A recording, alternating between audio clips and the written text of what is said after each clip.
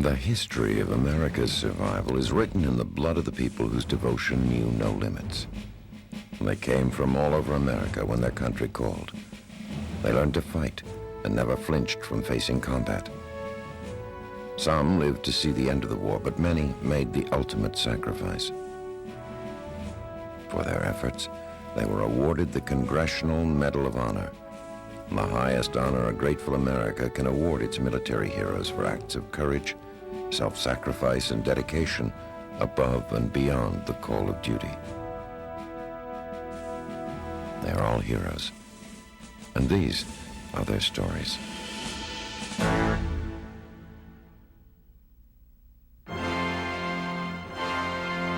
In February 1944, over 1,000 bombers at widely separated bases throughout England waited for the weather to clear over Europe.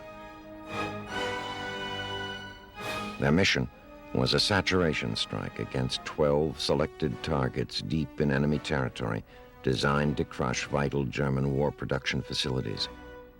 Lieutenant William Lawley of Leeds, Alabama, a veteran of 9 missions, was one of the men who participated in the huge bombing sortie.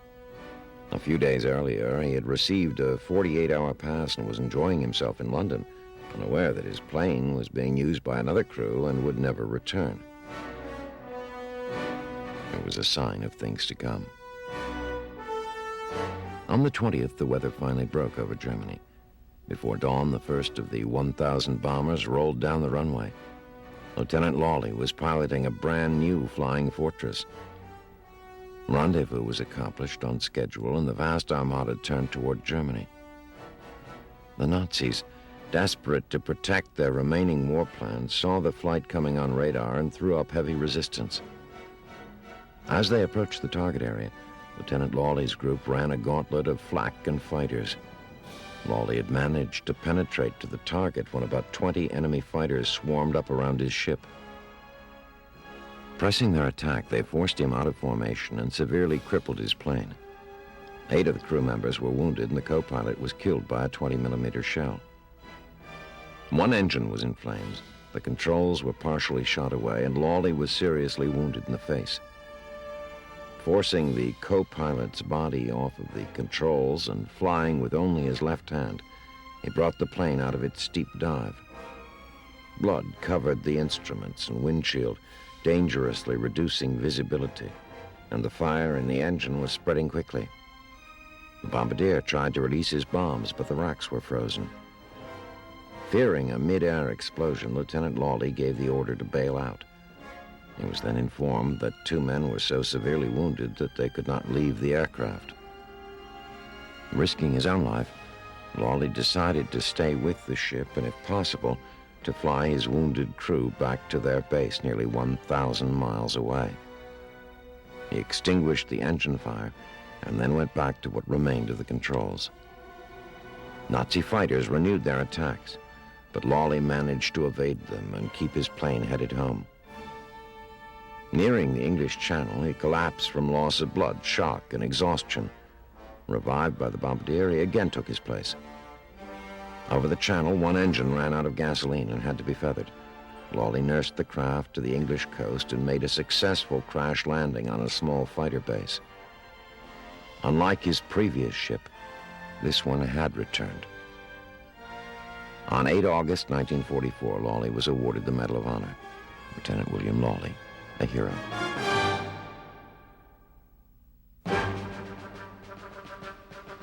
In 1944, the war in the Pacific was entering a decisive phase. Island by island, mile after mile, the enemy had been pushed back until his homeland was within striking distance. B-29 superforts raised the curtain on the last act by flying missions from the Marianas. Among the crews, no one had waited for combat more impatiently than Sergeant Henry Irwin. It was his 11th mission. The target, a major operation against the chemical works at Koriyama. Irwin flew in the lead ship. He was a radio operator, well-trained and proficient. He also had the additional duty of releasing phosphorus smoke bombs to aid in assembling the group before reaching the target area. As he was performing this function, one of the bombs exploded, striking Irwin in the face. The burning phosphor completely blinded him, and smoke immediately filled the plane. Irwin knew that the aircraft would be destroyed and the crew killed if the bomb remained aboard. Without regard for his own safety, he picked it up, grasping the burning bomb between his forearm and body. He struggled through the narrow passage of the navigator's compartment, around the gun turret, and stumbled into the pilot's cabin. Groping with his burning hand, he located the window and threw the bomb out. Then, completely aflame, he fell back upon the floor. The crew did what they could to relieve his agony.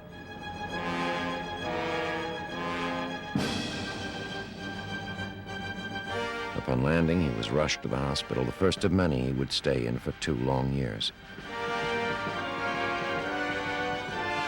Every effort was made to heal the wounded hero. In June 1945, Sergeant Irwin was awarded the Medal of Honor, the only enlisted airman in the Pacific Theater to be so recognized. The ending of the citation says simply, "Sergeant Irwin's gallantry and heroism above and beyond the call of duty saved the lives of his comrades. Sergeant Henry Irwin, a hero."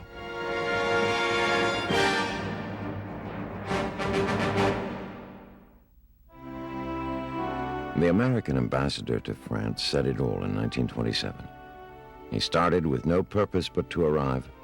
He remained with no desire but to serve. He sought nothing. He was offered all. When Captain Charles A. Lindbergh landed in Paris on that May day in 1927, a jubilant city welcomed him with one spontaneous outcry that started in Paris and continued around the world. At home, the quiet, modest, serious-looking young man was greeted as a national hero, starting with a ticker tape parade in New York. The huge, cheering crowds that lined the streets seemed to express a newly found national conviction that man could fly anywhere on Earth, that time and distance would now shrink, that we would all be neighbors. The Lone Eagle had proven it could be done. Lindy, born in 1902, was too young to take part in World War I. Perhaps the idea that someday he would fly began to crystallize then. In 1921, Lindy left the University of Wisconsin to enroll in a flying school at Lincoln, Nebraska. The art of flying was still in its infancy, and he soon mastered it, although he never graduated for lack of the $500 bond required of each student before soloing. He then joined a group of daredevil pilots and stuntmen who toured the country and put on exhibitions at county fairs. In the spring of 1924, Lindy enrolled as a cadet in the Air Service. In March 1925, he graduated and was commissioned as a second lieutenant. He was assigned to the 110th Observation Squadron of the Missouri National Guard, at the same time working as a pilot for an aircraft company in St. Louis in early attempts to deliver the mail by air. Twice in the fall of 1926, while on runs from Chicago to St. Louis, Lindy had to hit the silk to save his life. Yet by 1927, he had accumulated more than 2,000 hours flying time, and he felt he was ready to try for the $25,000 prize offered for a non-stop flight from New York to Paris. Using his entire savings, plus additional backing from friends, Lindy had the Spirit of St. Louis built by the Ryan Airplane Company of San Diego, California, under his personal supervision and according to his own design. The Spirit of St. Louis was completed on May 10, 1927. The test flight was non-stop from San Diego to St. Louis in 14 hours and 25 minutes. 2 days later, Lindy was in New York, ready to go. However, weather conditions held him back for more than a week. Finally, on May 20th, 1927, the skies cleared and his sturdy little plane lifted off. To carry as much fuel as possible, he discarded his radio and parachute. For nourishment, he carried 5 sandwiches bought at a local restaurant. In the Smithsonian Institution today, you can see the tiny Spirit of St. Louis on proud display with its 220 horsepower Wright Whirlwind engine. In December of 1927, by special act of Congress, President Coolidge awarded our nation's highest award to Colonel in the Air Corps Reserve, Charles A. Lindbergh, one of only 2 Americans ever awarded the Medal of Honor for an act of bravery in time of peace. The citation read, in part, Captain Lindbergh not only achieved the greatest individual triumph of any American, but demonstrated that travel across the ocean by aircraft was possible. Charles A. Lindbergh, a hero.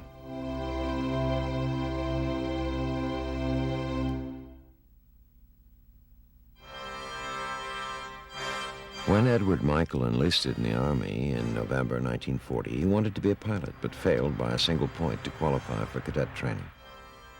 Transferred to Wheeler Field, Hawaii for training as an airplane mechanic, he continued to study. Then the Japanese struck. As a result, Michael got his second chance. This time he was accepted for flight training, and in April of 1943, he received his silver wings. Within weeks, Michael arrived in England, assigned to the 305th Bombardment Group, 8th Air Force. 1 year later, he geared up for his 26th mission.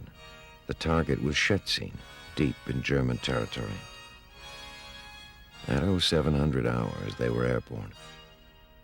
Lieutenant Michael's plane took its place at the top of the wing formation, which was often called Purple Heart Corner by the crew.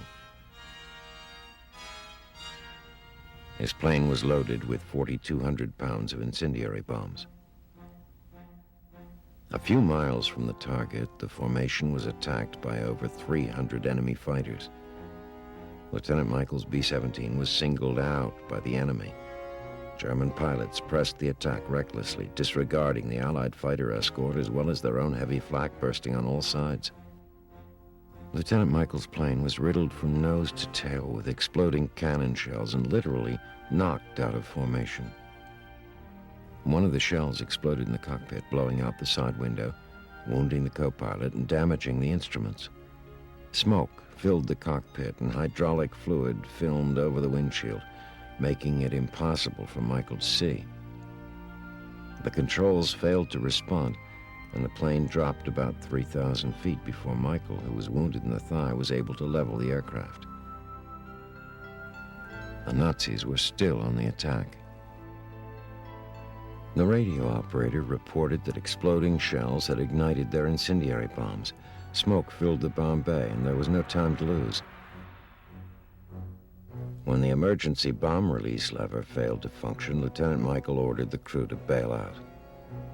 7 crew members hit the silk, but the bombardier discovered his parachute was riddled with shell fragments. To abandon the plane meant leaving the bombardier to die. Michael decided to stay with the plane. Using every known evasive tactic, he tried to prevent enemy fighters from delivering the final knockout punch. After some 45 minutes of combat, he finally evaded his attackers by entering a cloudbank. When he emerged, flak began to burst around him again, and he dropped down to near treetop level. As they were leaving France, Michael lost consciousness, completely exhausted from the loss of blood. His co-pilot succeeded in limping on to England and sighted an RAF field near the coast. Michael regained consciousness and insisted on taking over the controls. The undercarriage was useless. Bomb bay doors jammed, hydraulic systems and altimeters shot out, and the ball turret jammed. Yet, despite apparently insurmountable obstacles, Lieutenant Michael landed the plane without mishap. 6 of his crew members were soon located alive in prisoner of war camps. On the day Lieutenant Michael was to be decorated, he received the good news that the 7th crew member was also alive in a POW camp.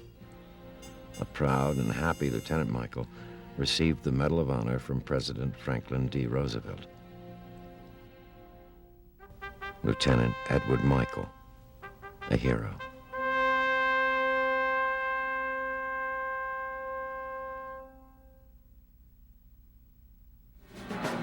On the morning of June 16, 1943, a photographic mapping mission had been scheduled to ascertain enemy strength on and near the heavily defended Buka airdrome in the Solomon Islands.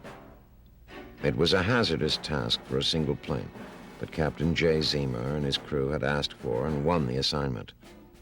Before dawn, the lone B-17 took off on its flight across the Pacific. They reached Buka without incident and began their photographic run over the target when they spotted 20 Japanese fighters on the field taking off to meet them.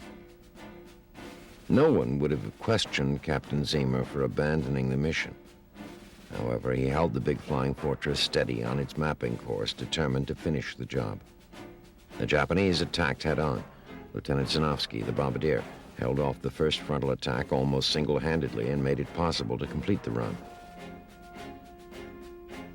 Soon after, the second attacker had been taken out, but the B-17 took plenty of punishment.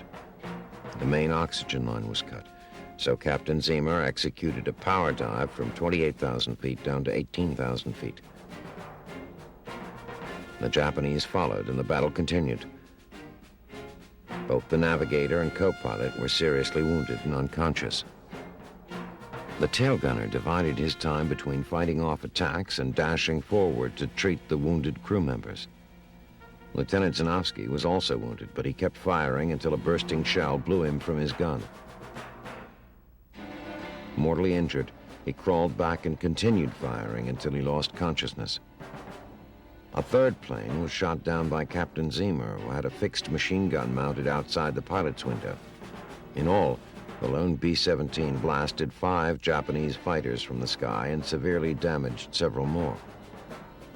Wounded in all 4 limbs, Captain Ziemer refused medical attention until the attack had been beaten off. By now, the emergency oxygen supply was exhausted. Frequently lapsing into unconsciousness, he turned over the controls to the slightly wounded top gunner who had never flown a B-17 in his life. During brief periods of consciousness, Captain Ziemer was able to direct him across 600 miles of ocean. As they came in for a landing on the airfield, they were without oxygen, brakes, or workable flaps. The radio was shot away and the compass was knocked out. Of its crew, 6 men were wounded and 1 man was dead. But the mission was accomplished, its success due entirely to the bravery and determination of these men. Every man aboard the crippled aircraft was decorated.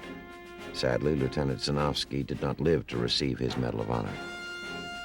Captain Ziemer, promoted to Major, received his Medal of Honor from General Douglas MacArthur. Captain J. Ziemer, Lieutenant Zinovsky, and the entire crew, all heroes.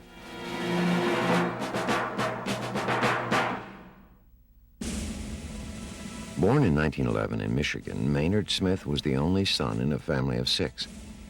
He attended school, spending his final 2 years at Howe Military Academy in Indiana. His peacetime career as a government accountant ended abruptly on December 7, 1941. At 31, Smith enlisted in the Army Air Corps to be an aerial gunner. Following basic training, he successfully completed an intensified 9-week course in aerial gunnery on the ground and in the air.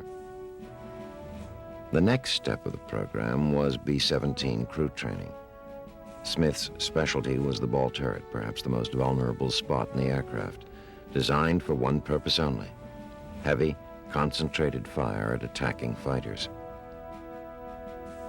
Upon completion of his B-17 crew training, Smith was stationed in England, where he flew his first combat mission. The target was one of the most strongly defended on the continent, the Nazi U-boat bases on the northern coast of France. Early morning, May 1st, 1943, 36 4-engine B-17s took off for a daylight strike against the Saint-Nazaire submarine camp. The battle over Saint-Nazaire is a classic example of the savagery with which the air war in Europe was fought. Within minutes of bombs away, Smith's plane was severely damaged by fire from enemy anti-aircraft guns and fighters. 2 of the 10-man crew were seriously wounded. The oxygen system was shot out. Vital control cables severed. Fires raged in the radio compartment and in the waist section of the airplane. Escaping oxygen fanned the fire to such intensity that ammunition in the radio section began to explode. Smith threw the hot ammunition belts out of the plane. Then, wrapping himself in protective cloth, he completely extinguished the fire.